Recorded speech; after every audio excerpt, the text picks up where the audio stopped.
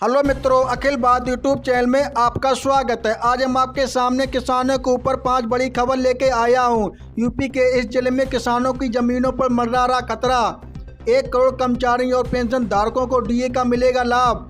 क्या आरबीआई ये 500 रुपये का नोट भी ले लेगी वापस। यूपी में सबसे बड़ा बिजली संकट आया सामने। यूपी में माँ बाप का ख्याल न रखने वाले जायदाद से हो जाएंगे बेदखल। वीडियो को पूरा देखना। वीडियो अच्छा लगे तो वीडियो को लाइक एंड चैनल को सब्सक्राइब कर दें। चलिए खबर को विस्तार से जानते हैं। यूपी के इस जिले में किसानों की जमीनों पर मंडरा रहा खतरा। सोमवार की शाम सिंचाई विभाग के अधिकारी मध्य गंगा नहर की जमीन पर पैमाइश व निशानदेही के लिए रामपुर घना पहुंचे। पता चलते ही किसान भारी संख्या में मौके पर पहुंच गए और जमकर विरोध किया। मामले की नजाकत को भांपते हुए अधिकारी वापस लौट गए। इधर किसानों ने स्पष्ट कह दिया कि जब तक 4 गुना मुआवजा नहीं मिलेगा तब तक जमीन पर कोई कार्य नहीं होने दिया जाएगा। किसान कर रहे मुआवजे की मांग 3 गांव में रामपुर घना कुबू और मोहनपुर के मध्य गंगा नहर खुदाई का कार्य किसानों के विरोध की वजह से बंद पड़ा है।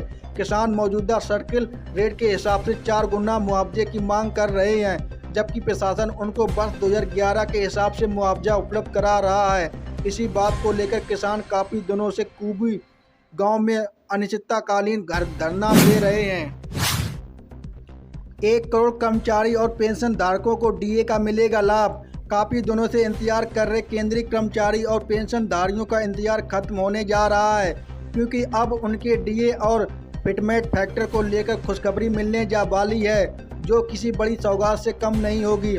माना जा रहा है कि हर सरकार डीए में 4% की इजाफा करने वाली है, जिसके अलावा फिटमेंट फैक्ट को बढ़ोतरी होने का संभावना माना जा रहा है।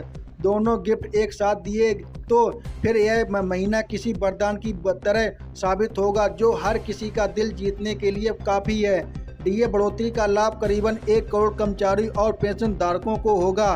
दूसरी ओर सरकार ने आधिकारिक तौर पर तो डीए बढ़ाने की कोई तारीख का ऐलान नहीं किया है, लेकिन मीडिया की रिपोर्ट के में जल्द तक यह दावा किया जा रहा है।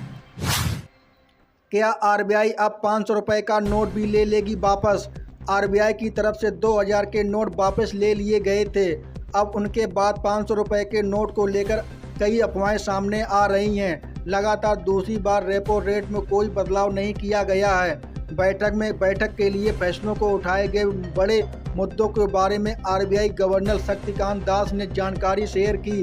ब्याज दरों के बारे में जानकारी देने के बाद ही उन्होंने सर्कुलेशन से बाहर किए गए 2000 रुपये के गुलाबी नोटों को वापस आने का डाटा भी पेश किया है और 500 रुपये के नोट बंद होने की खबरों पर तस्वीर साफ की है। 500 रुपये के नोट नहीं होंगे वापस। आरबीआई गवर्नर शक्तिकांत दास ने साफ कह दिया है कि रिजर्व बैंक की चलन में मौजूद 500 रुपये के नोटों को वापस लेने की कोई योजना नहीं है। उन्होंने इस तरह की अफवाहों पर भरोसा न करने की अपील की है।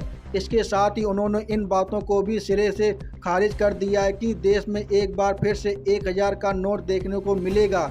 शक्तिकांत दास ने बैठक में के बाद अपने बयान में कहा कि आरबीआई ने ना तो 500 रुपये के नोट वापस लेने की कोई योजना है और ना ही फिर 1000 रुपये के नोट जारी होने की कोई प्लानिंग है। यूपी में सबसे बड़ा बिजली संकट आया सामने। उत्तर प्रदेश में इस साल का सबसे बड़ा बिजली संकट सामने आ गया है। बता दें कि 24,000 मेगावाट की डिमांड पर बिजली की उपलब्धता में 4000 से 4500 मेगावाट की कटौती हो रही है, जिससे बिजली संकट पैदा हो गया है। प्रदेश में 4 उत्पादक इकाइयों में रविवार शाम गड़बड़ी आ गई है। 2 इकाइयों में बॉयलर में गड़बड़ी आई है तो 1 इकाई के अन्य तकनीकी खराबी बताई जा रही है।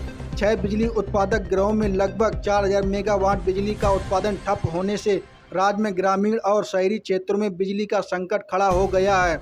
उपलब्धता घटने से गांव को जहां रात में रोस्टर 18 से 5 घंटे बिजली की आपूर्ति नहीं हो रही है, केवल 13 घंटे बिजली मिल रही है। वहीं कस्बों में बुंदेलखंड क्षेत्र को भी तय शेड्यूल के अनुसार 3 से 3.5 घंटे बिजली नहीं मिल रही है। इसकी वजह उत्पादन में इकाई का बंद होना और सितंबर से बैंकिंग को बिजली तो मिल रही है, उसके आपूर्ति के लिए कोई इंतजाम ना किया जाना है।